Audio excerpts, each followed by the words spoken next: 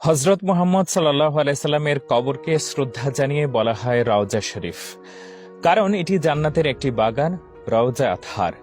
মসজিদে নববীর রওজা অংশের উপর স্থাপন করা হয়েছে সবুজ গম্বুজ। সবুজ গম্বুজের ছায়াতলে অবস্থিত রাসূল সাল্লাল্লাহু আলাইহি সাল্লামের রওজা মোবারক। এই গম্বুজের উপরে একটি জানালা দেখা যায়। অনেকেই জানতে চান এই জানালাটি কেন রাখা হয়েছে। হযরত ওমর বিন মালিক রাদিয়াল্লাহু তাআলা আনহু হতে বর্ণিত, তিনি বলেন, নবীজি সাল্লাল্লাহু আলাইহি সাল্লামের ইন্তেকালের পর একবার মদিনা শরীফে দীর্ঘদিন অনাবৃষ্টির কারণে অসহনীয় গরম আর দুর্ভিক্ষ দেখা দেয়। তাই মদিনাবাসী একদিন আয়েশা রাদিয়াল্লাহু তাআলা আনহার কাছে গিয়ে নিজেদের সমস্যার কথা উল্লেখ করে বৃষ্টির জন্য দোয়া কামনা করেন। তখন মা আয়েশা রাদিয়াল্লাহু তাআলা আনহা বলেন, হে মদিনাবাসী, তোমরা নবীজির রওজা মোবারকের উপর থেকে খেজুর গাছের ডাল আছে তা সরিয়ে দাও এবং অপেক্ষা করো।